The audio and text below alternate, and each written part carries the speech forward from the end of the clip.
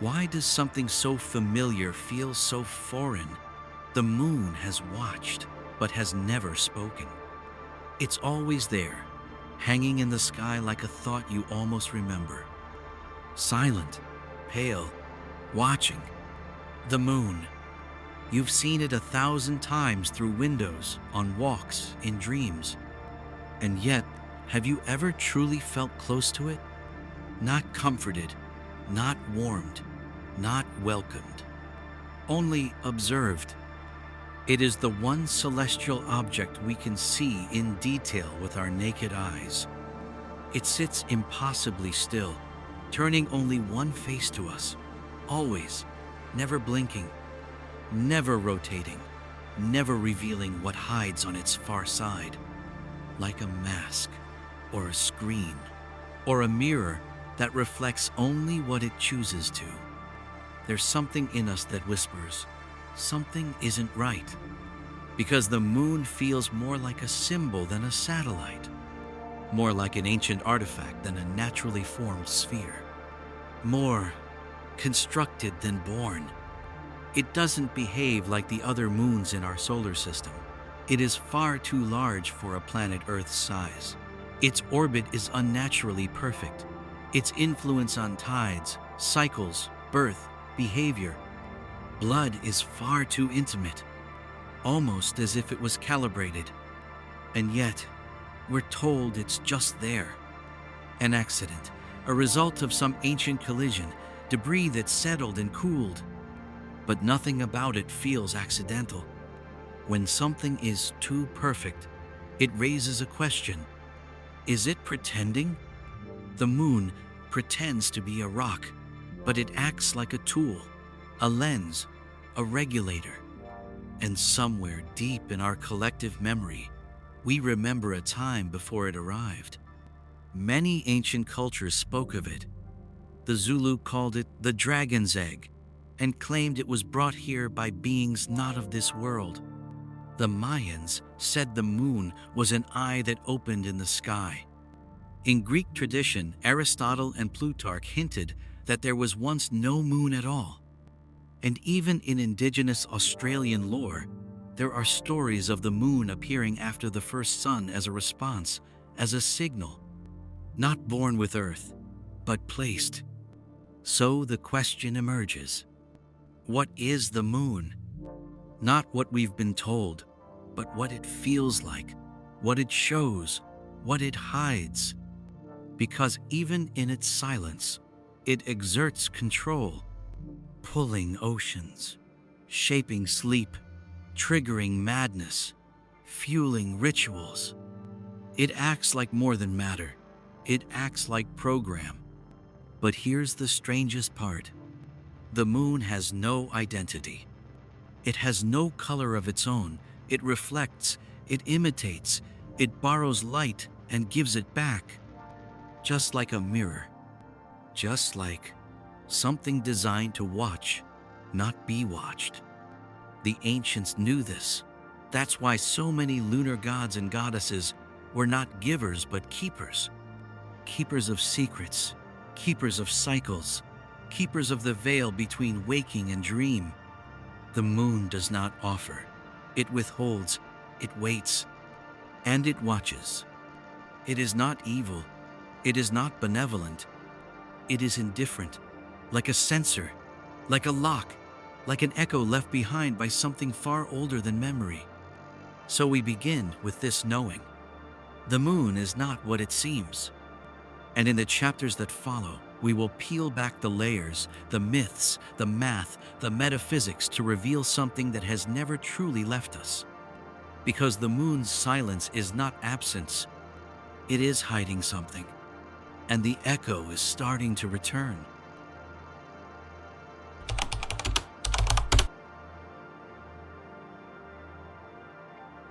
The moon rings like a bell because it may not be solid at all.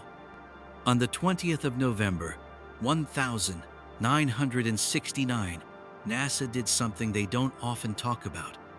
They crashed part of a rocket into the surface of the moon. Not by accident, by design. They wanted to test seismic reactions to study lunar geology, measure density, track how vibrations move through rock. But what they heard was not rock. They heard ringing. For over an hour, the moon vibrated, reverberated, echoed, like a bell, like something hollow. This wasn't a minor anomaly. It wasn't a fluke. They repeated the test. Different equipment, stronger impact. And the result was the same. The moon rang, longer, clearer, as if it was built to resonate. Rocks don't do that. Asteroids don't do that. Natural satellites don't do that. So what does? Shells, domes, hollow structures. The kind you find in engineering, not geology. NASA scientists were baffled, but not for long. The data was archived, the conclusions buried, the questions stopped being asked. Because to follow the sound meant confronting a terrifying possibility. The moon may not be solid. And if it's not solid, then what is it? Hollow moon theory didn't begin with the Apollo missions. It was whispered long before. As far back as the 19th century, astronomers puzzled over the moon's odd movement, its perfect circular orbit, its unnatural symmetry. Something about it felt engineered. The Soviet Academy of Sciences once published a controversial paper suggesting the moon was an artificial satellite, a structure, not a sphere. They proposed it might be a shell with a metallic outer layer covered in cosmic debris. In other words, a ship or a station, something brought here. It sounds impossible, absurd, and yet it explains what geology cannot. Why the moon is too large for Earth's size, why its density is inconsistent, why no other moon in the solar system behaves like this one. It explains why it rings. Because sound doesn't lie, it reveals structure. And the moon's structure speaks in a frequency we were never meant to hear. But if the moon is hollow, then the next question is unavoidable. What's inside? Or worse, who built it? Some ancient traditions say the moon is not just a light, but a prison. A place where something was locked away, or perhaps something now watches from within. Others claim it was once a craft, now dormant, its true nature buried under layers of time and intentional forgetting. And maybe that's why so much of our sleep, our madness, our myth rotates around this one cold, watching eye in the sky. Because it isn't just watching, it's transmitting. And when we rang the bell, we didn't just learn its shape. We may have woken something. In the next chapter, we'll descend deeper into the shadows of its surface, where cameras have captured what shouldn't exist. Structures, lights, geometry, the architecture of a hidden purpose.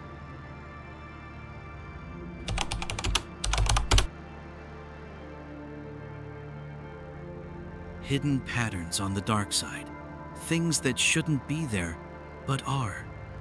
They call it the far side of the moon, not the dark side, though it is often dark. It is the face that never turns toward Earth, never seen by the naked eye, never exposed to curious stargazers, poets, or seekers. Always facing away, always just out of reach, like something hiding. It wasn't until 1959, barely a blink ago in cosmic time, that we even saw a photo of it. The Soviet spacecraft Luna 3 captured the first images, blurry, gray, jagged. But beneath the static and noise, something didn't look right. There were lines, angles, not the random craters and chaos you'd expect, but forms that whispered of design. As decades passed, technology improved, satellites orbited, cameras sharpened, and what they found wasn't empty. Not by a long shot.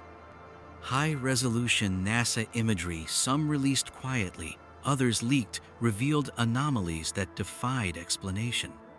Towers, domes, hexagonal pits, rectilinear formations stretching for kilometers. On a celestial body where no weather, erosion, or tectonics exist, these forms have no natural excuse. One such structure, captured near the moon's mare Crisium, is a towering shape over a mile high, casting a long, unnatural shadow. It appears to stand vertically from the crater floor, without signs of collapse, decay, or dust coverage. This is not rubble. This is geometry. Elsewhere, clustered domes sit in triangular patterns, like outposts, or sensors, or the decayed remains of something left behind. Many of these anomalies appear in high-frequency zones, where instruments recorded electromagnetic irregularities, gravitational distortions, and unexplained radio bursts. Coincidence? Or residual power? Even the Apollo missions reported the impossible. Astronauts described lights on the surface, flashes, pulses, glows coming from within craters where there should be nothing. Neil Armstrong, when his mic was briefly switched off, allegedly told ground control, "They're watching us. We found visitors." Later transcripts suggest strange sounds were heard during orbit, metallic hums, mechanical pulses, not from the ship, from below. And then there are the photographs. Dozens of official, high-resolution NASA photos show symmetrical objects casting shadows, placed in rows with clear spacing. And yet, no statements, no analysis, just silence. Some have tried to explain them away. Camera artifacts, pareidolia, lighting tricks. But these arguments collapse under scrutiny, because too many of these tricks appear in places where nothing should be shaped. Crater walls, forming perfect hexagons, flat surfaces in craters resembling landing pads, long shadows stretching from nowhere. It doesn't look like geology. It looks like infrastructure. And then, the lights. Recorded for over a century by amateur astronomers and observatories alike, bright flashes, pulsating orbs, color anomalies. Some move, some repeat, some appear in intelligent sequences, as if someone or something is still working, still signaling from the other side. Whistleblowers from within government agencies have hinted at moon missions that never made headlines, reconnaissance programs, data classified beyond top secret, because what was found challenged everything about the moon's supposed nature. You don't hide rocks, you hide installations. Even Carl Sagan once remarked, "A natural satellite cannot be hollow and certainly not possess internal chambers." But the evidence suggests otherwise. So the question deepens. If these structures are real, who built them? If these lights are active, who controls them? And if the moon is a shell, and what we see is just the surface, what lies beneath? In the next chapter, we turn not to telescopes but to myths. Because long before the cameras, our ancestors told stories of a time when there was no moon, and then suddenly it was there.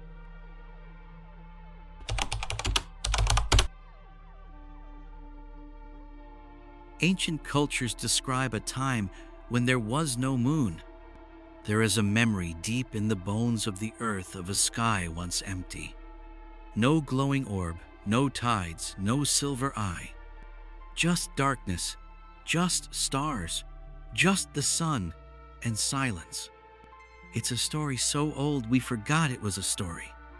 But in the ruins of ancient civilizations, in the chants of forgotten tribes, in the writings left behind in clay and stone, the whispers remain. The Zulu people of southern Africa speak of a time before the moon was in the sky, Their oral tradition tells of two brothers, Wawan and Panku, who brought the moon here, placing it in the heavens like a machine. They were not men, they were star beings. And the moon, they said, was not born, it was dragged. The Maya tell of an age when the moon was not yet lit, a hidden body, a blind disk that later awoke as if activated. The moon's light, they say, was given, not natural. A tool turned on. Even Greek philosophers spoke of a time before the moon. Aristotle referenced tribes in Arcadia who lived before there was a moon in the sky. They were called the Proselines, literally, those who were before Selene. Selene being the moon goddess. How could such an idea survive if it were only myth? In Sumerian and Akkadian tablets, the moon is referred to with titles that imply it was installed, not born. The god Nana, also known as Sin, did not rise like the sun, but was carried or placed. A presence with structure, not a sphere of fire, but something regulated. Why would so many ancient peoples, separated by oceans, by language, by time, hold the same intuition? That the moon wasn't always here? That it came with purpose? And what changed after it came? Everything. The Earth's axis stabilized, tides formed, biological rhythms synchronized, menstrual cycles aligned with the lunar phases. Sleep changed, dreams deepened, and myth exploded. The moon became the central figure in hundreds of ancient religions. Not just a light, but a gate, a deity, a judge, a bringer of madness, a keeper of souls. Almost overnight, it transformed the human psyche, as if its presence was not just physical, but programmatic. But if the moon was placed, then the question is, by whom? And why? The Zulus say it was hollowed out. The Greeks say it was a chariot. The Sumerians suggest it was alive. And almost every ancient account agrees it came from the stars. But not as a weapon, not as a warning, as a tool, a mechanism, a regulator perhaps of gravity, perhaps of life, perhaps of memory itself. Because memory began to shift when the moon appeared. The first calendars were lunar. The first goddesses were lunar. The first myths of duality, of light and dark, madness and order, arose with the waxing and waning moon. So what if the moon didn't just arrive? What if it reprogrammed? What if, long ago, human consciousness existed in a different state and the moon's arrival was the activation key for a new version of mind? A mind tied to cycles, to repetition, to entropy, to forgetting. If so, then the moon is not just artificial. It is intentional, a construct not of stone, but of design. And it's not done. It's still pulsing, still orbiting, still whispering. In the next chapter, we'll explore how its influence extends far beyond tides or gravity. How the moon doesn't just pull the sea, but the soul. Because what orbits us may also regulate us.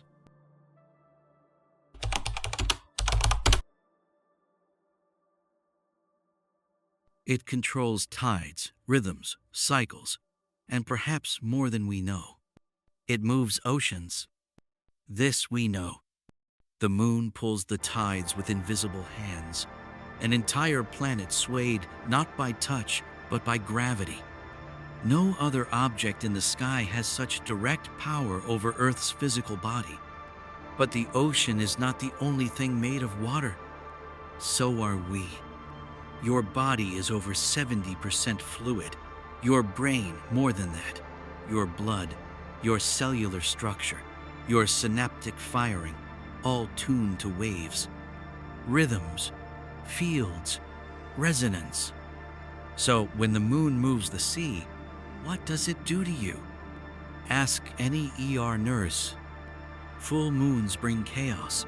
injuries, violence, sleep disorders, psychological breakouts. Ask teachers, ask police, ask the insane. They don't need peer-reviewed studies. They feel the shift. The moon stirs something deep, something ancient, something not fully human. Why? Because it's not just light, it's not just gravity. It's a field device. Many ancient traditions understood this. To the Druids, the moon governed ritual access times when veils were thin. To Hindu mystics, the moon was linked to the mind, not the brain, but the subtle mind, where emotion, intuition, and memory flow. In Hermetic texts, the moon was called the gateway of the soul, where spirits descend into flesh and return after death. A portal, a filter. Modern science, of course, scoffs. It says, the moon is just a rock. It has no magnetic field, no atmosphere, no life. But the ancients never said it was alive. They said it was active. Consider the menstrual cycle. Roughly 28 days, just like the moon. Every month, the body of woman syncs with the moon's phases. This is not symbolic. This is biological resonance. Even when removed from natural light, the body remembers. Because the moon's influence is not just visual, it is electromagnetic, it is quantum. Sleep studies show lunar phases affect REM patterns. Lucid dreams peak under full moons. So does anxiety. So does inspiration. So does madness. Something about the moon speaks to our unconscious, not in words, but in cycles. The ancients said the moon was a mirror. But what if it's more than that? What if it's a control panel? Not malicious, not benevolent, just programmed to regulate frequency, to enforce rhythm, to maintain a kind of planetary entrainment. In the 1970s, occult researcher Peter Moon, the irony of the name is not lost, wrote of lunar influence in time distortion, claiming the moon may act as a temporal dampener, slowing down consciousness, limiting dimensional access, not to trap us, but to stabilize us after something long ago fractured. But who built it? Why? And what happens if it ever stops? If the moon is a machine, then it has a purpose, a code, a function. And like any machine, it can wear down or shift mode or change owners. Many lunar anomalies, the lights, the hums, the geometric patterns may not be accidents. They may be maintenance signals, pingbacks, system recalibrations, signs that something in the machine is either waking or failing. And if this system governs more than water, if it governs consciousness itself, then a malfunction means more than tides behaving badly. It means memory flooding in, dreams bleeding through, time folding over. It means a change in the human program. The moon is not passive.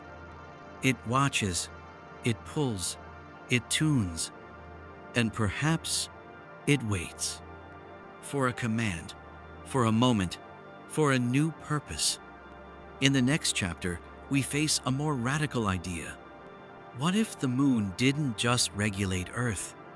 What if it delivered something? Something hidden inside, something placed by intention.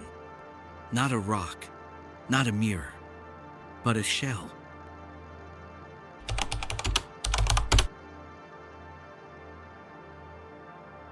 Was the moon placed here? And if so, by whom? You don't place a moon.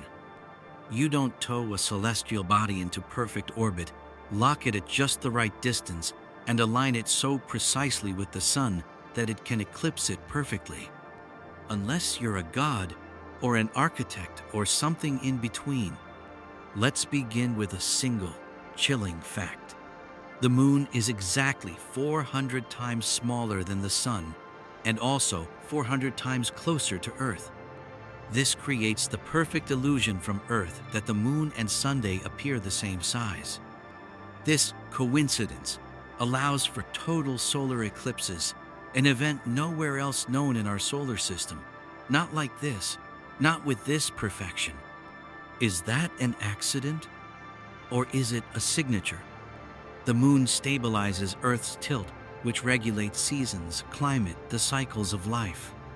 Without it, Earth would wobble chaotically, weather would become violent, biological life, as we know it, may have never emerged. So what if that's the point? What if the moon was placed not to watch life, but to allow it? Some ancient texts describe beings who came not to conquer, but to seed. The Anunnaki of Sumer, the Elohim of the Hebrew texts, the Shining Ones of Mesoamerica, the Netters of Egypt. They did not arrive in ships, they arrived with presence, and something came with them, or was left behind. Author and theorist Zecharia Sitchin once proposed that the moon was part of a larger plan, a system placed to monitor, regulate, and influence the rise of civilization. He wasn't alone. The Soviet Vasily Sherbakov theory, 1970 Academy of Sciences, declared the moon a spacecraft of alien origin that was deliberately placed into orbit, hollowed out, mechanically reinforced, covered in cosmic dust. A shell. If true, then the moon is not just a passive orb.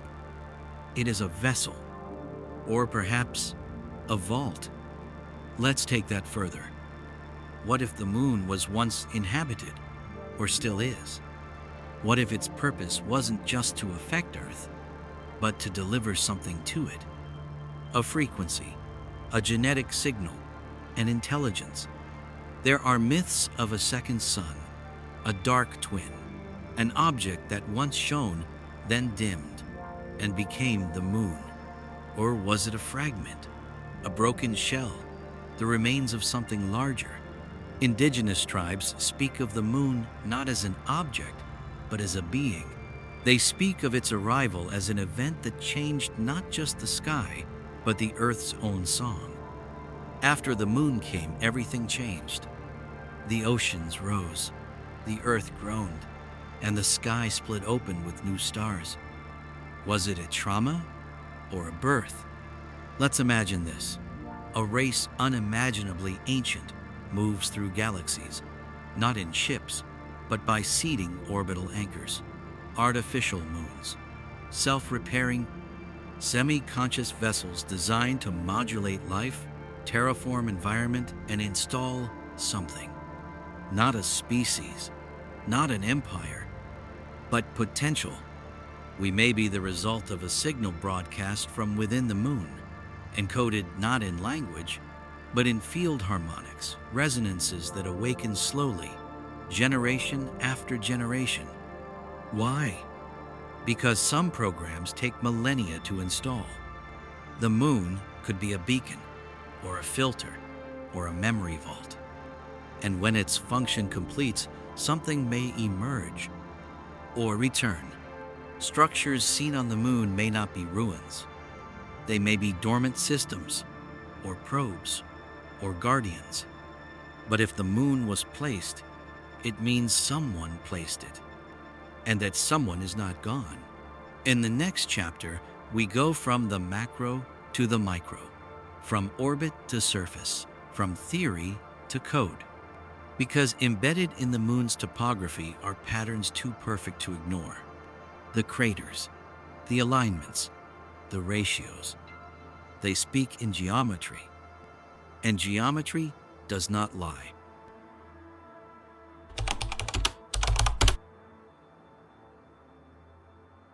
Geometry, ratios, and alignments too precise to be chance. Craters are supposed to be messy, random, chaotic scars left by billions of years of impacts, asteroids, comets, fragments of stone from deep space. But what if they're not? What if, Some of them weren't formed by collision.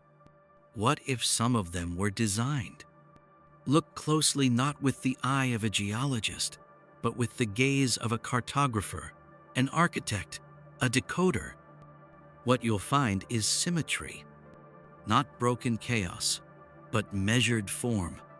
Some lunar craters are perfect circles, not oval, not distorted, not sloped, but geometrically flawless. Others form hexagonal bases, even though nature never produces hexagons from explosion, and many, too many, form into aligned sequences. Rows, triangular clusters, lines that stretch for miles with consistent spacing, angle, and orientation. Natural impact doesn't do this, but mapping software does. The crater Oort near the Moon's center has long puzzled analysts. It contains a perfect equilateral triangle within its boundaries, its corners marked by small mounds, almost like beacons. Coincidence? Or coordinates? Then there's Mare Imbrium, one of the Moon's largest basins. At its center lies a network of rectangular ridges, connected in a grid with right angles. Nature avoids right angles. Engineers design them. Lunar orbiter images show certain random crater fields correspond to star constellations when overlaid with stellar charts. Not vaguely, exactly. This is not geology. This is language. Even the Moon's dimensions speak in ratios. Its size compared to Earth is exactly 1 to 3.66, a number deeply embedded in sacred geometry and the mathematics of ancient temples. Its orbital speed and distance are tuned to allow perfect eclipses, something that no other moon in our system does. It's as if the Moon is constantly pointing to something. Not in words, in proportions. The ancients knew this. The Great Pyramid of Giza, Stonehenge, Teotihuacan, all encode lunar cycles in their layout, measurements, and angles. Why? Because they believed the Moon was not just a light but a clock. Even Leonardo da Vinci, artist, engineer, mystic, wrote in his notebooks that the Moon was not what it appears to be. He suspected a shell reflecting more than just light. What was he seeing? The more we measure the Moon, the less natural it appears. It behaves like a message wrapped in stone. A geometry that speaks through time, not to the eyes, but to the soul. Because form is universal, and the Moon's form is too perfect to be accident. So the question is, who left the pattern? And what does it activate in those who begin to see it? In the next chapter, we leave math behind and turn inward. Because for thousands of years, poets, mystics, and seers have claimed the Moon isn't just structure, it's symbol. It reflects what we hide. It doesn't just shine light, it bends it. It doesn't just influence our tides, but our thoughts.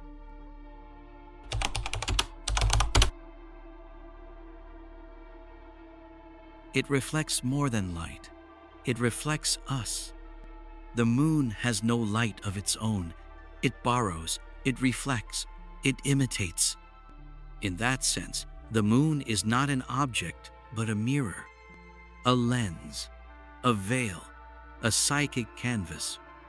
And what it reflects is not just sunlight, but our inner self.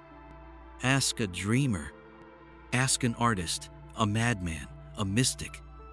The Moon is the muse, the hypnotist, the phantom that whispers truths you forget when the sun rises. It opens the liminal space between waking and dream, between real and remembered, between the self and what lies behind it. In Jungian psychology, the Moon is the archetype of the unconscious feminine, the anima, the soul's mirror, the gateway to the irrational, the mystical, the cyclical. It is change, flow, reflection. It governs not logic, but rhythm. Not thought, but dream. Every culture that touched the moon in myth saw not a stone, but a goddess. Selene, drifting in her silver chariot. Artemis, the virgin huntress under the stars. Hecate, who ruled the crossroads and shadows. Ishtar, veiled in light and blood. She was the keeper of tides, not just in the sea, but in the womb. Not just in water, but in emotion. And always, always the moon held duality. Light and dark, seen and hidden, waxing and waning, fertility and madness. The moon is the perfect symbol of what we hide and what we can't help but become. In ritual magic, the moon is not optional. It is central. Its phases dictate when spells are cast, when gates are opened, when energy is drawn down into the earth. To work with the moon is to surrender linear time and to re-enter the circle. Why do werewolves howl at the moon? Why does madness rise with the full glow? Why do dreams become sharper, more vivid, more violent? Because the moon strips the veil. It weakens the illusion of structure, and what's underneath begins to leak through. So here's the deeper question. Is the moon simply influencing us? Or is it responding to us? Like a tuning fork or a mirror? Maybe both. Some esoteric traditions say that the moon reflects the collective unconscious, that its cycles mirror our spiritual journey. The dark moon, death, release, silence. The waxing moon, birth, intention, growth. The full moon, illumination, clarity, truth. The waning moon, harvest, reflection, decay. And again and again and again. Not a clock, a path. What if the moon doesn't control us? What if it reminds us of what we are, what we've forgotten, what we used to be before the sun burned too bright, before logic drowned out instinct? The moon is not here to explain. She's here to reveal. In silence, in cycles, in shadows. And as long as we keep looking at her with telescopes and algorithms, we miss her true voice. She doesn't speak in words, she speaks in patterns. In blood, in tides, in dreams. And maybe the most dangerous truth is this: the moon doesn't just reflect light, it reflects who's watching. Which brings us to the final question. What if the moon was never meant to be empty? What if something looks back?